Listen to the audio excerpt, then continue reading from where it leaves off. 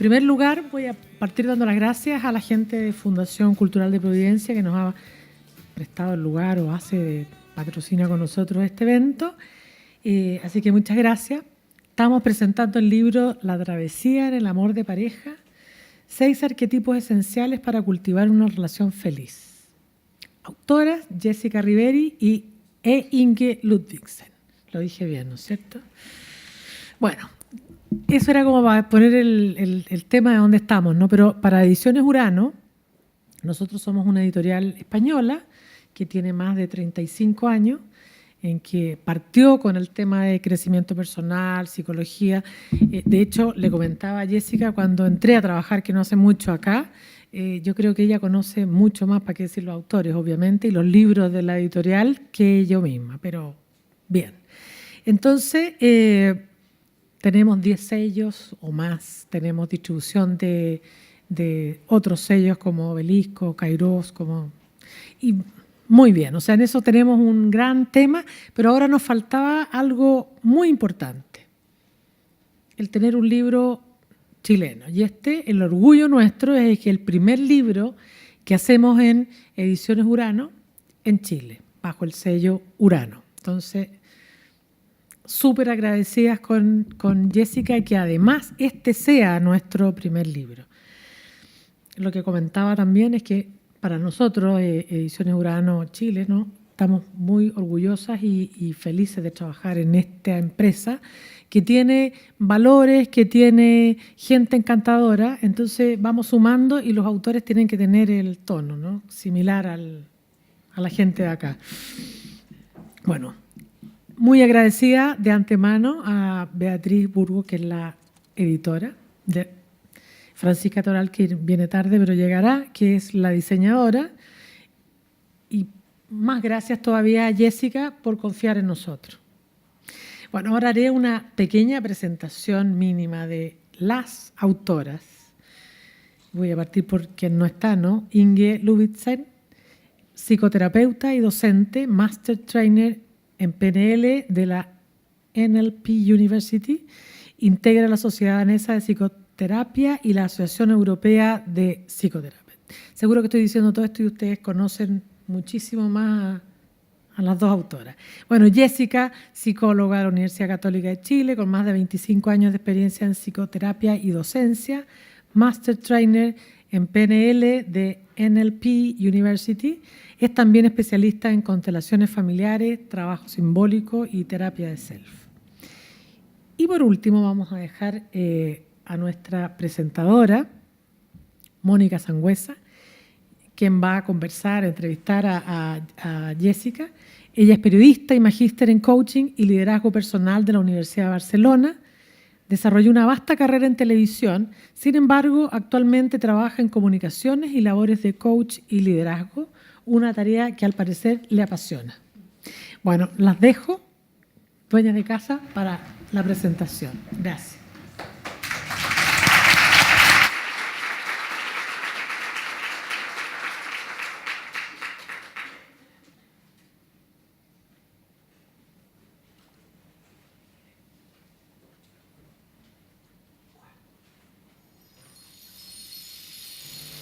Hello, my name is Inge Ludvigsen. I'm a psychotherapist and I live in Denmark. Yo soy Jessica Riveri, psicóloga y vivo en Chile. And we want to welcome you all to a shared journey that we have done together and still are in. Comenzamos el año 2011 en un café. Nos encontramos en la formación avanzada de trainer en PNL en NLP University, California. Y en esa magia empezamos a descubrir que teníamos tantas áreas de interés compartidos, ¿no? Yeah, so we have this shared passion of discovering how couples can live in love, intimacy and peace, and also to create a good environment for the children to grow up. Ambas tenemos un centro en nuestros respectivos países y la convivencia en la familia pensamos que es esencial esencial no solo para el presente, sino que también para el futuro. Es ahí donde está gestándose y formando lo que viene como humanidad. And for that reason, we wanted to do a research to, even we are two countries way apart, with different cultures, we were curious if there was some similar, like universal patterns, and for that reason we started to study the archetypical energies from the self, the constellation of the self in Denmark and Chile. And we find similarities a lot. De hecho, ambos países, viviendo realidades tan distintas, compartimos las estadísticas respecto a violencia femenina, ¿no? De género. Una de cada 3 mujeres sufre violencia en nuestros países, y en la Unión Europea es una de cada 4. O sea, claramente esto es un hecho que es parte de los desafíos que tenemos como humanidad hoy día. And also from the research from UNICEF in 2017, we learned that 1/4 of the children grow up in a family, a couple, where there's violence, and that is a lot. Y en eso, en una familia, tenemos distintos sistemas. Entonces, el sistema conyugal es el sistema que funda la familia y que establece la base de la convivencia a nivel del sistema.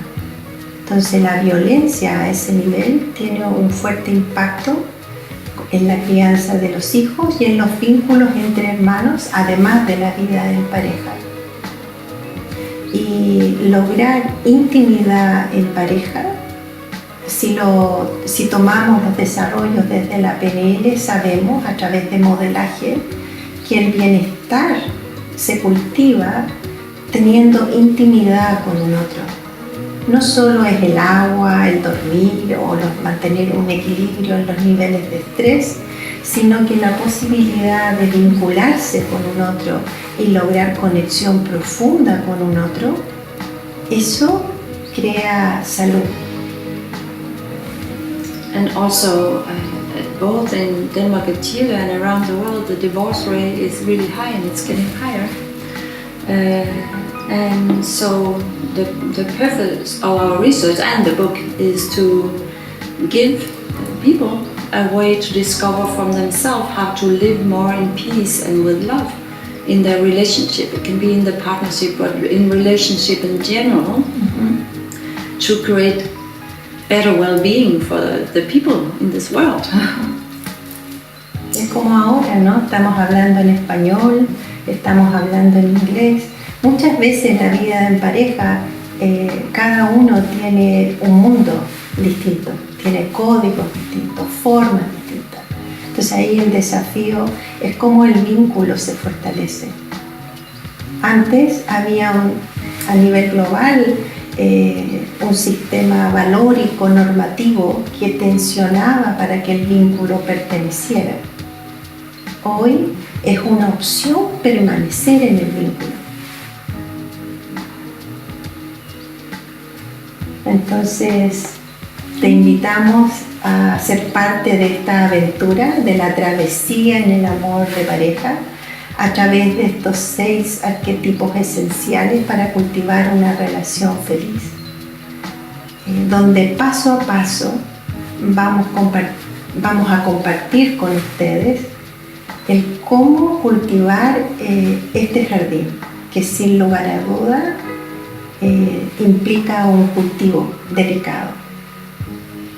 So both on the personal level and on the professional level, we both learned a lot in this journey.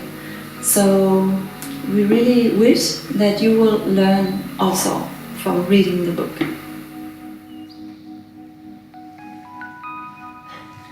Les damos un aplauso.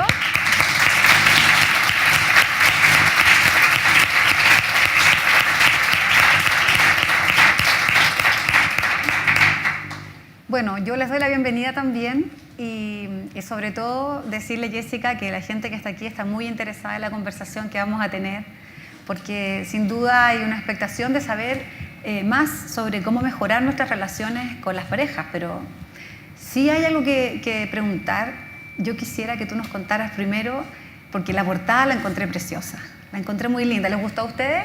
¿Cierto? Los colores, ese color turquesa y esas dos flores que me imagino representan algo para ustedes como autoras. ¿Por qué el tulipán y la amapola, Jessica?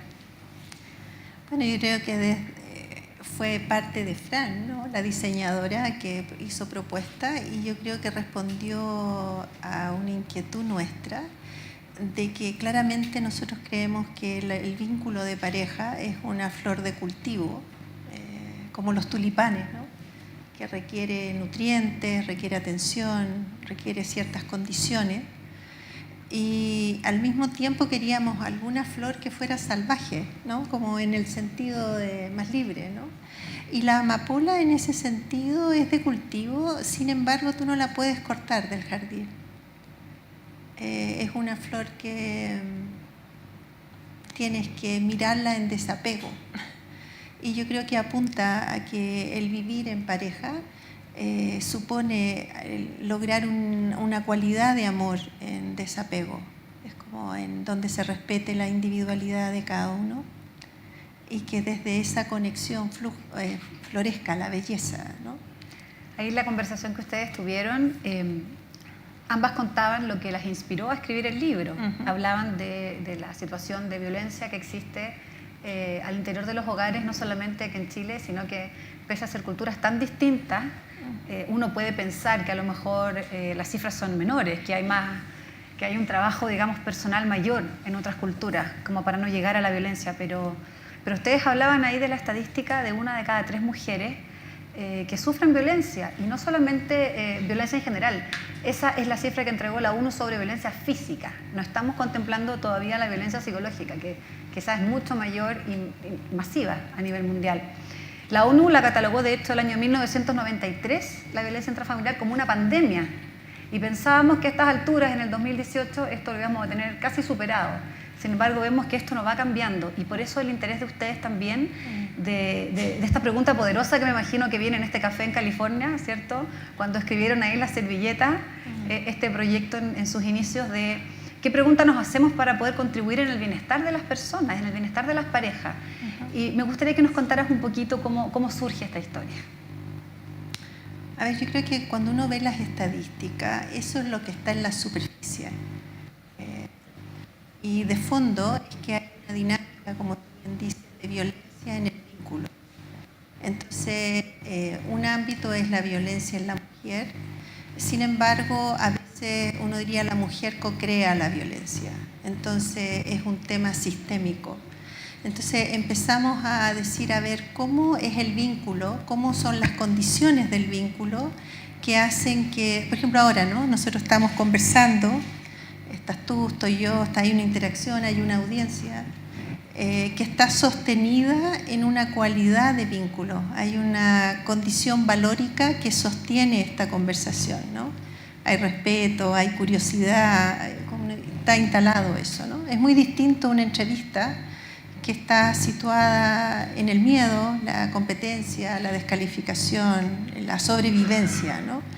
Entonces, cuando tú me preguntas, dijimos, ok, ¿cómo es que uno parte en una pareja amándose y el desenlace puede ser tan distinto, ¿no?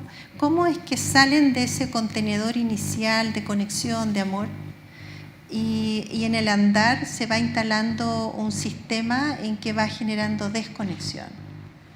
Entonces yo diría que eso fue como la interrogante, ¿no? Pensando en cómo es que se da esa transformación. Porque uno diría, si uno ve las estadísticas, uno ahora va a iglesias, ¿no? En un matrimonio, y el sacerdote anticipa la posibilidad de divorcio, ¿no? Eso es un dato nuevo, ¿no? Entonces, algo pasa que sabemos que es efímero, que el vínculo es efímero, y se crea la desconexión. Una de las cosas que más llama la atención en el libro, Jessica, a mí en lo personal, es que cuando alguien nos dice que va a publicar su libro sobre cómo mejorar las relaciones de pareja, nosotros pensamos que vamos a ir a comprar la receta mágica, ¿no? Y que nos van a dar unos 10 tips para nosotros mejorar la relación con la pareja y que el otro cambie. ¿Sí o no? Eso es lo que en general nosotros estamos esperando, que nos digan cómo hacer que el otro cambie. Sin embargo, la grata sorpresa en lo personal es que en este libro Jessica Inge, ¿no? Inge, sí. Inge, nos invita a mirarnos en lo más profundo de nosotros mismos.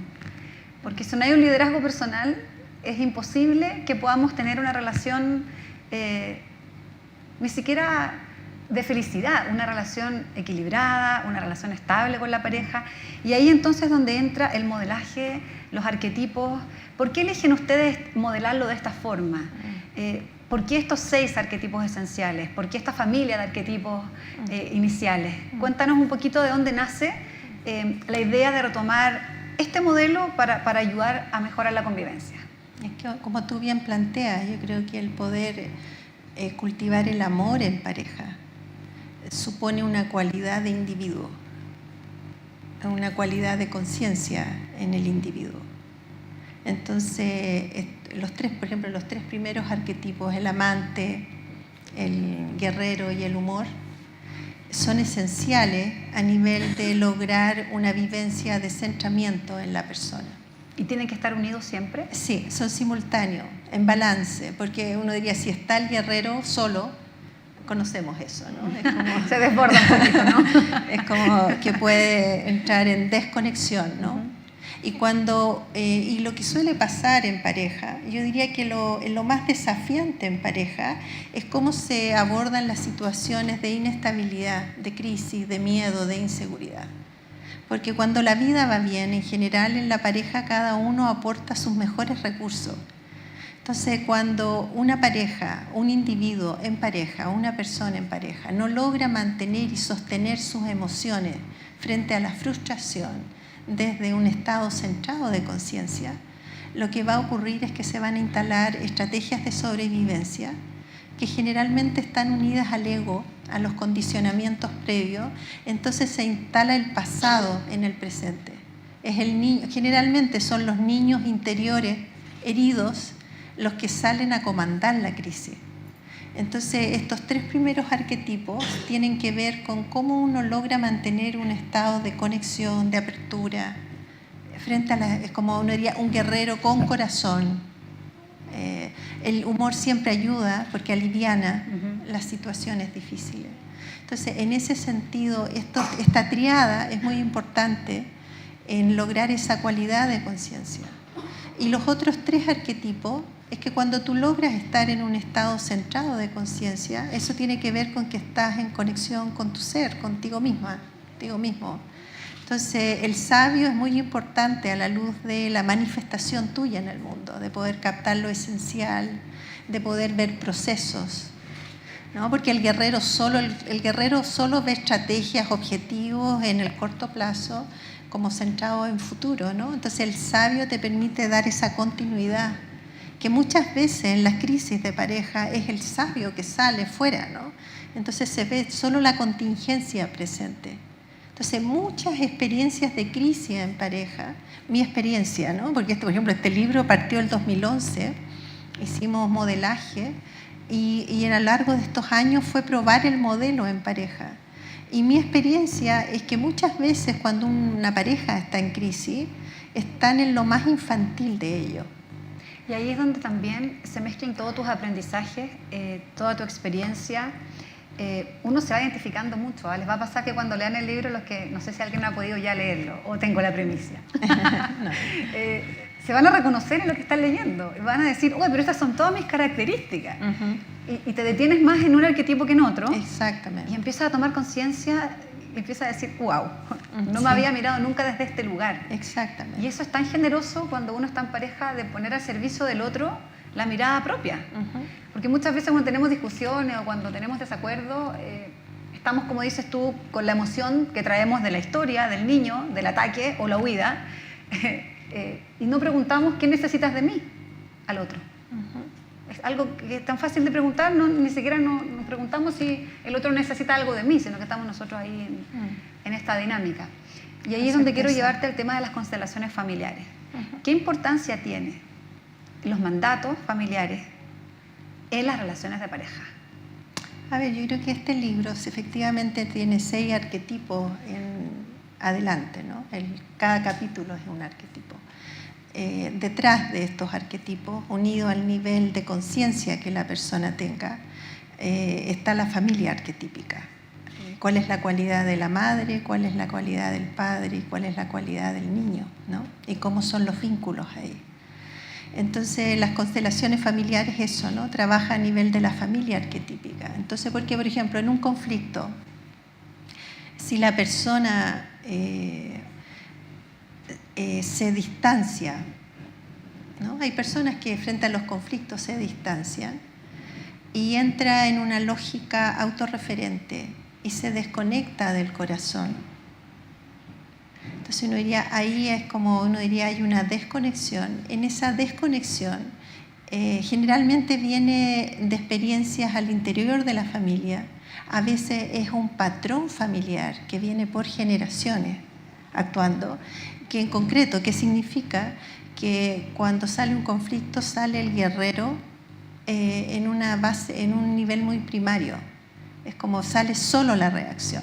Una es la retirada, ¿no? Otro, el guerrero puede entrar en la violencia, ¿no? Es otra forma, ¿no? En que frente al conflicto el guerrero solo reacciona o sale el cuidador que frente al conflicto se pone arriba como cuidando, sosteniendo o demandando cuidado, ¿no? ¿Cuántos conflictos de pareja ronda la amenaza del suicidio, por ejemplo?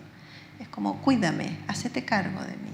Entonces, en esas dinámicas infantiles hay un campo familiar que es no nutricio.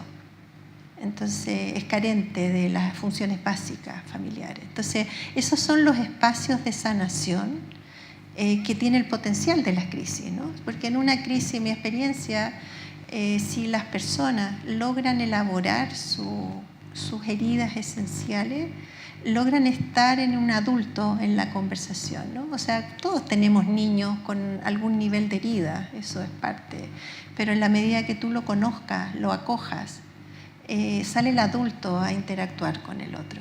Entonces pueden salir tus emociones de inseguridad, pero tú las sostienes. Y es el otro, el adulto tuyo, quien logra estar en conexión al aquí y ahora, ¿no? Ve lo que está ocurriendo acá, ¿no? Porque muchas veces en la desconexión generalmente lo que ocurre es que uno se va a la pantalla interior en donde están los guiones interpretativos de lo que está ocurriendo acá. O sea, la historia que nos contamos detrás de lo que pasa. Exactamente. Entonces, de la emoción que sentimos. Entonces, por ejemplo, si yo tengo un vínculo con mi padre de abandono, es obvio que eso se va a instalar en la pareja si no estoy despierta. O si tengo un vínculo de rechazo, o si tengo un vínculo de competencia con mi madre por mi padre, obvio que va a haber triángulo en tu pareja. O sea, porque necesitas estar en competencia. Entonces, si no las hay, las creas. Entonces, es eso, el tomar conciencia de tus mandatos, de tus dinámicas familiares arquetípicas, porque ahí hay otro set de arquetipos que está tras bambalina, ¿no? Va a ser muy importante. También quería preguntarte, porque este libro nos invita a cambiar nuestras creencias y nuestras limitaciones. Tiene una propuesta bastante atrevida en lo que significa una amplitud de conciencia y hacer un cambio relevante en la vida de las personas. ¿Cómo se pueden cambiar esas creencias y esas limitantes para mejorar una relación de pareja? Porque la verdad es que no son fáciles las relaciones de pareja, ustedes lo saben. Y cuando tenemos que mirarnos y reconocernos en otro, muchas veces nos cuesta a nosotros mismos reconocer que tenemos creencias que nos acompañan desde niños. Ejemplos concretos, no sé, el otro día me tocó hablar con una pareja de amigos que tenían una pequeña discusión por el tema del dinero. Ella decía que el dinero era un problema y que todas las familias se peleaban por dinero. Y él decía que el dinero era lo más importante. Entonces, siempre discutían por este tema y no lograban superarlo. Entonces, ¿cómo se puede superar una creencia en pareja cuando además tenemos una formación y una historia y guiones interpretativos tan distintos como seres humanos? Okay. Entonces, si uno toma ese ejemplo, por ejemplo, es interesante, cada uno tiene una perspectiva. Entonces uno diría, ¿dónde lo aprendió cada uno? ¿Y a qué sirve? ¿No? En PNL nosotros usamos en que toda creencia tiene una intención positiva a la base. Entonces, si el hombre cree una cosa, que el dinero es lo importante, ¿qué es lo que está preservando ahí? La mujer lo mismo, ¿no? ¿Qué preserva con su punto de vista? Entonces, muchas veces uno es parte de una tribu, ¿no? Su familia tiene códigos familiares, y cuando se encuentran dos tribus a través de una pareja, son códigos distintos. Entonces el desafío es cómo esta pareja puede diferenciarse de su familia de origen y puede empezar a decidir qué es lo que quiere en su propia vida. Entonces por eso el proceso de nivel de conciencia es a nivel de tu individuación. O sea, uno viene de una familia y tu pareja viene de otra. La familia que creen, a menos que tú creas que son la colonización o la conquista del otro, si es en igualdad, supone que van a hacer algo nuevo. No puede ser réplica de lo que fue tu hogar.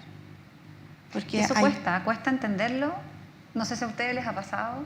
Cuesta entender cuando uno se casa o se va de la casa o se va a vivir en pareja que se va a construir algo nuevo desde incluso la parte interna, la parte psicológica. Uno piensa que es cambiar lo físico, ¿no? Y tener hijos y comprar la casa y el perro, yo creo que pero más que eso. Mucha gente, yo diría que piensa en eso, sin embargo las crisis son el despertador. Exacto. De que esto es algo más. Ahí aparecen los temas. Porque hoy día yo creo que efectivamente, como decíamos con Inga, el estar en pareja es una opción. O sea, es cierto, pueden haber estrategias manipulativas para mantener el vínculo, pero hoy día esas estrategias se han atenuado enormemente. Entonces, como que la realidad cambió. Entonces, en ese sentido, si uno quiere cuidar, yo siempre le digo a las parejas que cuando se abocan al cuidador, al cuidado de los hijos, por ejemplo, en Chile es muy distinto a Dinamarca, el sistema parental copa el sistema de familia, ¿no? Yo siempre digo, mira, si te interesa la familia, cuida lo conyugal. O sea, ahí está el núcleo, ¿no? En lo conyugal, que puedas mantener el vínculo que sostenga a la pareja que funda una familia deseando pertenecer. Y ahí viene la pregunta de los roles. ¿Qué pasa cuando vivimos en pareja pero tenemos mucho más fuerte desarrollado, por ejemplo, el rol de madre o el rol de padre que el rol de pareja? ¿Qué pasa, por ejemplo, con esas parejas que construyen la vida en torno a los hijos cuando los hijos crecen y se van? ¿Este libro nos puede ayudar a poder dilucidar todas esas situaciones? Yo creo que está pensado, bueno, nosotros en PNL siempre trabajamos en función de un estado deseado, ¿no? Entonces, si uno dice, si tú quieres cultivar el amor en pareja y en un vínculo, en intimidad, este libro te sirve. Si tú no quieres eso, no te sirve. ¿Le sirve a todas las parejas la travesía en el amor de pareja? Incluso a las parejas que no entienden, por ejemplo, sobre programación neurolingüística, modelaje, arquetipos. Bueno, yo diría que el desafío del libro es que esté escrito, nuestro desafío, y en eso con la editora, como que estuviera escrito en un lenguaje muy simple para todos. Mi intención es que la persona pudiera tener como equivalente a una terapia de pareja a través del libro, en donde pudiera tomar conciencia. Por ejemplo, hay gente que lo ha leído y te da como el reporte de que ahora entiendo por qué me ha sido difícil la pareja, ¿no? Si yo tengo un guerrero desconectado en el nivel 1, porque son varios niveles, entiendo qué me pasa. O si como mujer entro como cuidadora y no cultivo otras formas de amar, por ejemplo, si no recibo amor. Los cuidadores, por ejemplo, en la pareja, tienen estrecho canal para recibir amor. Y si uno no recibe amor, hay una consecuencia en la pasión, hay poca pasión. Entonces, como que se va generando la toma de conciencia de las dificultades que uno tiene, y al mismo tiempo te entrega caminos si es que tú quieres cultivar vínculos, ¿no? Entonces, no sé, por nivel del amante, por ejemplo, es importante que tengas varias manifestaciones del amante. O sea, en nuestra cultura yo diría que en el ámbito de pareja el cuidador está muy fuerte. Y es importante, uno se cuida mutuamente, pero por favor que no sea lo esencial. O sea, la amistad es esencial para cultivar un vínculo. Cultiva la amistad. el compañerismo, el poder patrocinarse mutuamente, el que haya amor propio, es esencial. Si tú no te amas, nadie te va a amar. Claro. Cuando uno lee el libro, a propósito de lo que tú estás comentando, se pregunta si esto de forjar una amistad en pareja, hasta qué nivel o hasta qué punto o hasta qué límite es sano ser tan amigo. Porque por lo que leía, en los testimonios que tú ponías además, claro, uno pasa el límite y dice, no, es mi mejor amigo, mi marido es mi mejor amigo, o mi esposa, no, a mi mejor amiga, a ella le cuento todo. Pero a veces uno al mejor amigo no le hace cariño, no lo regalonea, o no tienes una cita con el mejor amigo. Por eso es lo que planteamos en el libro, que la amistad va acompañada de la pasión. O sea, necesariamente implica y expresiones afectivas, que hay un intercambio a nivel del recibir amor. En el sentido de... Porque aquí es como, ¿cuál es el contenedor que sostiene el vínculo? O sea, ¿tu pareja es confiable o no para ti? Esa es una pregunta. ¿Está centrado en alguien o es alguien que uno tiene que cuidarse y amenazar? Es como una amenaza. Esa es una pregunta esencial. Entonces, si tú entras, porque el tema de qué le cuento, qué no le cuento, por supuesto, uno plantea que estén los arquetipos todos al mismo tiempo. Entonces, por ejemplo, un guerrero evolucionado va a tener un proyecto de vida y en función de ese proyecto de vida va a hacer conquistas, ¿no? Entonces, el poder compartir eso en amistad con otro, con tu compañero o tu compañera, eso da fortaleza de vínculo. El que cada uno pueda tener proyectos individuales, algunos compartidos, y que haya compañía mutua, eso te habla de un paradigma, ¿no? Y lo necesario que es tener espacios privados para irse a esta introspección que tú planteas en el libro, que tú lo hablabas como una individuación, me costó aprender la palabra. Que tiene que ver básicamente es el proceso de salir de tu ego, porque en el ego uno es una máquina de réplica. O sea, uno tiene códigos, lo mismo que tú dices, estas creencias. Entonces uno toma los hechos y los interpreta de tal forma. Por ejemplo, uno ve diferencias, por ejemplo, en Chile. ¿Qué pasa si hay por ejemplo, cuál es la conversación que tiende a haber cuando hay una crisis de pareja? Que las mujeres, ¿cómo hablan? Hay una forma en que nosotros hablamos. Sale la alerta, generalmente, es como armar estrategias de defensa, ¿sí? Sale en general, uno diría el guerrero, sale la víctima, o sale la madre que quiere cuidar la familia, entonces en función de eso toma decisiones. Son formas, ¿no? En Dinamarca, por ejemplo, ellas, por ejemplo, a diferencia nuestra, la energía soberana es que la tienen puesta en la célula. Entonces ellas pueden estar, hay un conflicto, tienen los mismos problemas que nosotros, no son distintos, a nivel humano es muy parecido, y ellos se sientan a conversar, a definir normas, a definir límites, hasta dónde acepto, no acepto. Hay una conversación donde se propende al encuentro. Entonces son distintos contenedores del mismo conflicto. Con un soberano más evolucionado. Más instalado, ¿no? ¿Como cultura, dice? Sí, yo creo que nosotros somos más guerreros, estamos guerreando. Ellas no guerrean, los límites son. Bueno, nosotros guerreamos todo el día, ¿no? En el metro, en el Transantiago, en el supermercado, en los tacos. También tiene que ver quizás con entonces, lo que estamos recibiendo. Entonces en eso es como... Porque el guerrero aporta mucho en la vida, ¿no? En ese sentido... Te impulsa a hacer cambios, además. Exactamente. Sin embargo, por ejemplo, a nivel de pareja, el amante tiene que estar de base.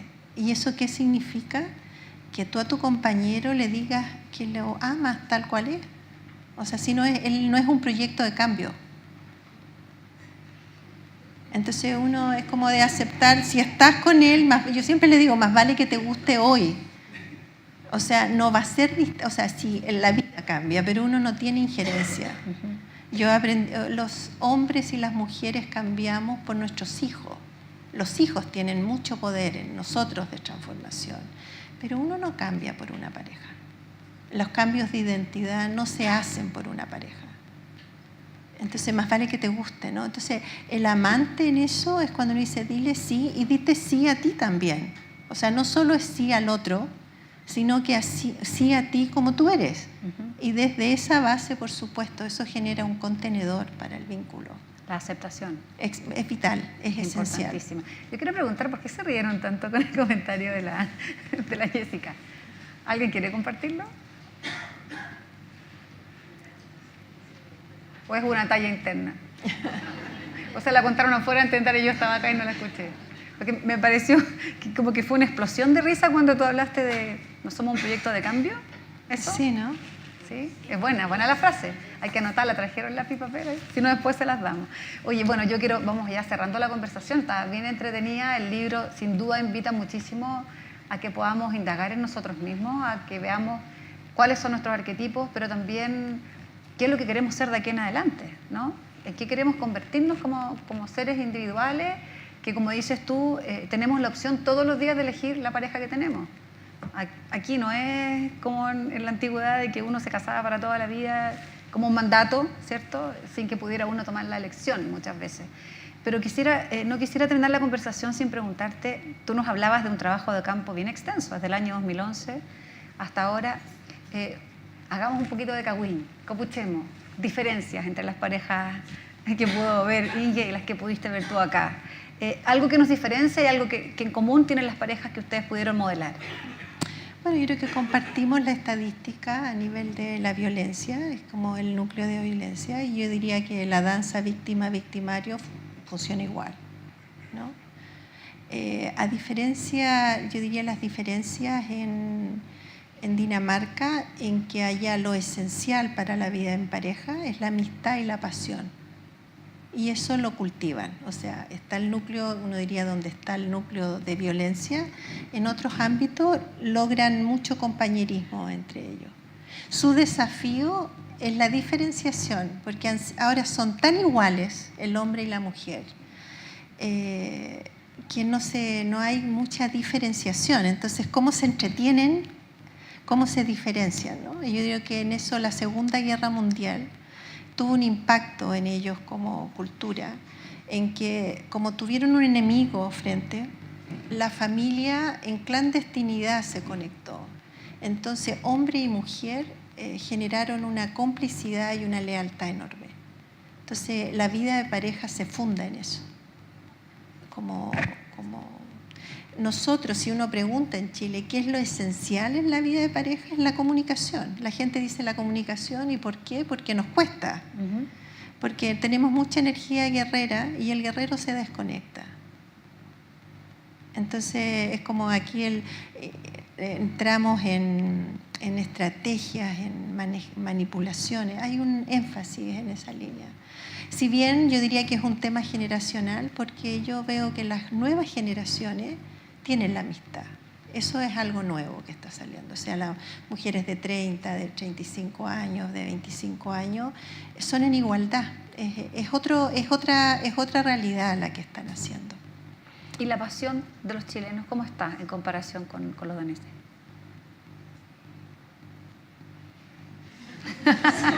Silencio absoluto. Yo diría que... Yo diría que todos respondimos por Yo creo que tiene distintas cualidades, porque en el contenedor guerrero hay mucha pasión, o sea, eso tiene una intensidad. De hecho, por ejemplo, Inga me dice como los hombres chilenos tienen más energía masculina. Entonces son atractivos, ¿no? Los chilenos, aunque son atractivos. Aunque no lo crea. Sí, ¿no? Entonces tienen esa energía, ¿no? Entonces hay pasión en ese contenedor, como de mucha intensidad en los chilenos, yo diría. El tema es cómo se mantiene y se cultiva en el tiempo. Es como... Cómo se concentra en una sola sucursal, digámoslo así. Para que esté ahí la energía en un solo lugar. Exactamente, sí, ¿no? Exactamente. Y algo que nos pueda unir como culturas respecto al trabajo del modelaje que ustedes pudieron hacer en estos años. Bueno, yo diría que a nivel arquetípico, los arquetipos se presentan igual. O sea, amamos de la misma forma, solo es a nivel de prevalencia, es como de lo que está más presente o las dinámicas específicas. Pero para nuestra sorpresa, los patrones neurolingüísticos asociados a los arquetipos eran iguales. O sea, como es la sabiduría aquí y en Dinamarca es lo mismo. La energía soberana, porque aquí en Chile también hay hombres y mujeres, como de mucha energía soberana. Porque el modelaje que hicimos, por ejemplo, en Chile nosotros tenemos un centro, entonces ahí fueron alumnos que uno los veía que eran maestros en alguna energía. Entonces fue gente como elegida con pinza. Entonces uno diría, sí, y la gente acá cuando está conectada a la energía más soberana, por ejemplo, es igual que allá. O sea, cuando uno está de soberana, por ejemplo, es una cosa física, pone la espalda recta, claro. O sea, no puede estar de soberana desarmada, o sea, y tiene visión 360, instálate en eso. Eso lo hacen los daneses y lo hacen los chilenos. Es lo mismo. Entonces, a nivel de la estructura arquetípica, se replica igual. ¿Y algún arquetipo que hubo que modelar más que otro, que les costó quizás un poquito más tener la claridad? El amante. El amante. Porque era muy diverso. En los otros eran como que habían, por ejemplo, el sabio era simple. Bueno, él siempre capta lo esencial, el sabio. Entonces era simple, pocas cosas esenciales. Pero en el amante, por ejemplo, descubrimos 7 formas de amar. Y en una de ellas, que era el ser amor, que nos llamó la atención, que no era amar, sino que es cuando uno es amor. Ahí entramos más en profundidad y fue muy bello descubrir eso, ¿no? Y eso es, yo diría que es una vivencia muy importante en la vida en pareja, que uno mantenga la conexión al amor en forma autónoma. Es como cuando uno logra sentir que, por ejemplo, a veces tu pareja puede estar descentrado, y cómo tú logras mantener la conexión al amor y poder mantener el vínculo desde ahí. Eso te permite no entrar en esa sopa de desconexión, ¿no? Entonces, y desde la energía, desde la ciencia, desde nuestra biología, tú al principio del libro también hablas de las neuronas espejo, de lo importante que son que estemos conectados con el otro, la escucha activa, pero la escucha activa, es decir, no esto, sino que con el corazón, con los oídos, con los ojos, con el tacto, estar en contacto con el otro, que eso es lo que nos cuesta en el día a día. Así que en lo personal yo les quiero decir que a mí me movió bastante el libro.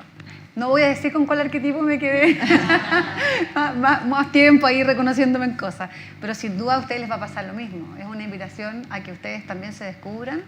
Y yo encantada de acompañarte en esta conversación. Muchas gracias. Y me gustaría saber si tú quieres decirle algo a la audiencia y le vamos a dar también pase al público para que haga algunas preguntas si tienen alguna inquietud. Tal vez escuchar las preguntas primero, sí que hay. Aquí tenemos el modelo COP.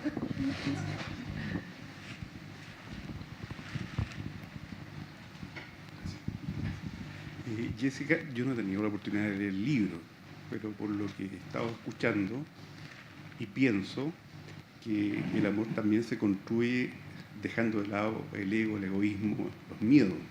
Cierto. Porque la pareja en general, cuando hay conflicto, primero aparece el ego, que es el que nos persigue siempre, digamos.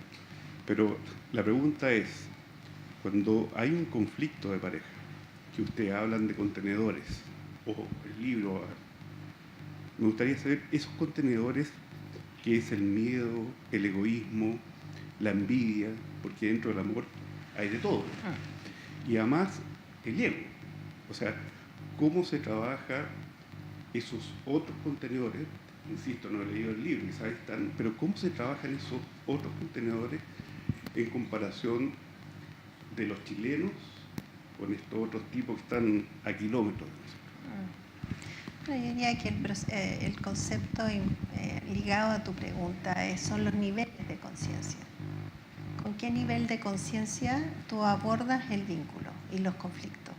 Entonces, hay un nivel de conciencia que es el egoico, que va a estar unido a las expresiones más infantiles de los arquetipos, porque cada uno de estos arquetipos tiene un nivel egoico de conciencia.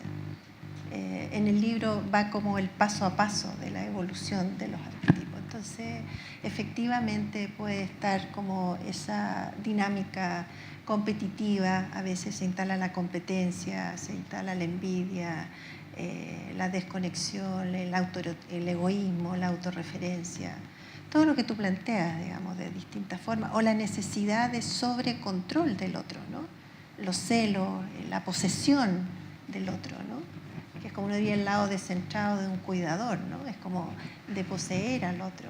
O el cinismo, ¿no? Que es como el lado sombrío del humor, ¿no? O sea, la mentira guiada básicamente por el principio del placer personal, ¿no? Entonces, eso está en el nivel, como uno diría, egoico de conciencia. Cuando tu conciencia, como uno diría el yo como el foco, solo ve el ego y actúa desde ahí. Entonces aquí la invitación es cómo tú vas ampliando tu percepción, sales del ego, empiezas a ver tu sombra, incorporar todos aquellos aspectos que han quedado excluidos de tu conciencia y vas más allá, porque tú eres más que la sombra. También hay algo esencial a ti, a tu unicidad como ser humano. Entonces eso implica ese proceso que entras en un nivel generativo de conciencia. Y yo creo que el vínculo de pareja hoy día requiere un nivel generativo de conciencia. O sea, uno tiene que conocer su ego, ¿sí? Todos tenemos como acondicionamiento. Si uno piensa a propósito de las células espejo, ahí empiezan a operar tan tempranamente dentro del vientre. O sea, uno tiene condicionamientos que son intrauterinos, ¿no? Y eso generaron redes que están activas hoy día y que se activan, uno diría el reptiliano, se activa en la emergencia. Y esos son condicionamientos básicos. Entonces, ¿cómo uno va sabiendo eso? Es como uno dice, mira, uy, estoy entrando en el miedo, por ejemplo. Si tú logras tomar conciencia y mantener un observador, eso cambia el sistema, porque el observador está en otro nivel de conciencia. Y uno puede decir, ya, ok, ya aquí empieza la máquina de moler carne. Yo siempre uso, no es una metáfora muy elegante, pero es como que a veces la vida te da filete y sacaste carne molida igual, digamos, ¿no?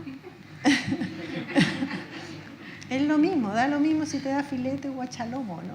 Da lo mismo. Uno interpreta desde el mismo código. Entonces ahí es como tú vas elicitando. Yo creo que la vida en pareja es uno de los vínculos más potentes en evolución. En términos de que para mantener el vínculo uno puede evolucionar a un nivel generativo de conciencia. Como tú bien decías, si uno toma la travesía de hacer, la decisión de hacerlo. O sea, yo siempre digo, una crisis puede ser muy sanadora. Yo he visto tantos vínculos que efectivamente murieron a una forma de ser y nació otra harto mejor que la anterior. Fue duro, sí, pero nació algo bueno y se evolucionó como pareja, ¿no?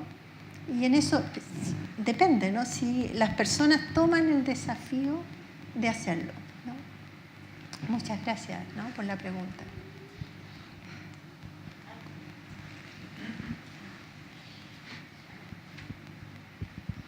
Jessica, tomándonos un poquito de esto de que del desafío nace algo nuevo, ¿qué fue lo más difícil para ustedes para trabajar este libro? Porque estando los dos tan distantes, no sé, me puedo imaginar tantas cosas, pero ¿qué fue lo más difícil? Y al revés también, ¿qué fue lo más fácil? Yo diría que lo más difícil fue el lenguaje. Ella es danesa, habla danés, y yo soy chilena y hablo español. La primera versión del libro la hicimos en inglés y desde el inglés pasó al español. Entonces yo diría que el tema del lenguaje y de la forma en que hablamos. Por ejemplo, nosotros como en nuestro español, el libro, en la redacción, en la forma en que se hace, nosotros ocupamos muchas palabras, mucho proceso. Y en inglés se habla poco, en los daneses aún menos. Ellos hablan poquísimo. Es como, entonces yo diría que lo más difícil fue articular formas de hablar tan distintas para crear algo junto. Y yo creo que lo más fácil, yo creo que ambas con Inga tenemos una vocación de servicio unido a un proyecto de misión de vida. Entonces en eso nos amamos mucho, entonces es como la sensación y confiamos mucho una en la otra, ¿no? Entonces en eso nos permitió, como esto, ¿no? Estoy yo acá sola, ¿no? Y ella está siendo grabado, por supuesto, y la comunidad de Dinamarca lo verá así. Entonces hay hubo mucha confianza mutua y yo creo que eso fue fácil. Y lo otro yo diría que fue fácil encontrar a las personas que quisieran participar en la investigación también. Yo creo que en eso agradezco a Gestor y a Yes to Life, digamos, el otro instituto, porque los alumnos estaban deseosos de participar. Entonces era una entrevista de 1 hora y media por cada entrevista. Entonces también fue fácil como la colaboración, había como interés, ganas de crear juntos. Así que gracias. Oye, Jessica, las preguntas, porque además en cada capítulo tiene dinámicas para que uno vaya trabajando, que eso es lo interesante del libro, se baja a la acción. Esa frase me quedó pero marcadísima, lo que tú decías en el principio del libro, que los conocimientos, ¿cómo es? Son solo rumor, hasta que está en el músculo. Hasta que está en el músculo, o sea, hay que trabajar, tomar acción. Sí. Respecto al tema de las dinámicas que son a desarrollar, hay algunas que son individuales y otras que se pueden ir haciendo en pareja. Sí. O sea, todas pueden ser hechas individuales y todas pueden ser hechas en pareja. Es como, yo creo que en eso pensamos en que el libro fuera una experiencia. Claro. Y hay para 365 días, ¿alguien quiere? Hay una por día. 24 prácticas, ¿no? Muchas, 24, sí, ¿no? 24. Algunas más extensas, así que requieren más tiempo. Pero era la idea que pudiera haber un proceso en la pareja o en las personas que aspiran a estar en pareja, también, ¿no? O sea, no necesariamente es que tengas que estar en pareja. Yo. Hola, Jessica. Hola. Cuando uno elige una pareja, esto de los patrones, ¿uno puede copiar el patrón del padre? Bueno, depende del nivel de conciencia, va a El ser nivel la de libertad de tu elección. Si tú estás en un nivel de conciencia ligada al ego, lo más probable es que va a ser réplica de tu sistema familiar. Sí.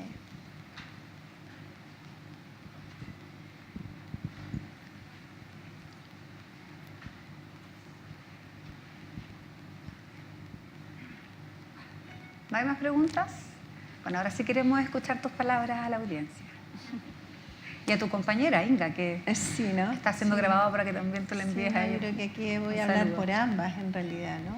Porque este es un trabajo compartido, ¿no? De hartos años, ¿no? Esto implicó muchos años, muchas horas vía Skype, muchas caminatas en Papudo, porque ahí se gestó una parte importante del libro, elaborando las entrevistas y eso. Yo diría que solo compartir que el libro está orientado a estimular el respeto entre las personas. Y pensamos que en la familia es donde se puede hacer esa impronta. O sea, cuando leímos, por ejemplo, que niños de 2 a 4 años a nivel mundial, no me acuerdo exactamente la estadística, pero es altísimo lo que viven violencia en las parejas, en sus padres. Eso significa que son niños que están siendo dañados en concreto. Ahí hay daño, no solo estadística, es daño.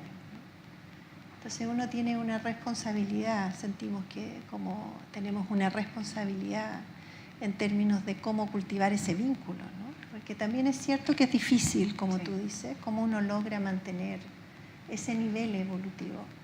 Entonces, solo decir que en este libro yo diría que fue como instalar una semilla en un área que es difícil para poder sacar lo mejor de nosotros mismos, ¿no? Porque podemos en muchos contextos sacar lo mejor. Entonces, ese es como el propósito en estas hojas escritas, ¿no? Así que creemos en eso, ¿no? Creemos en aportar en esa dirección. Eso. Un aplauso entonces a Jessica y a Inga.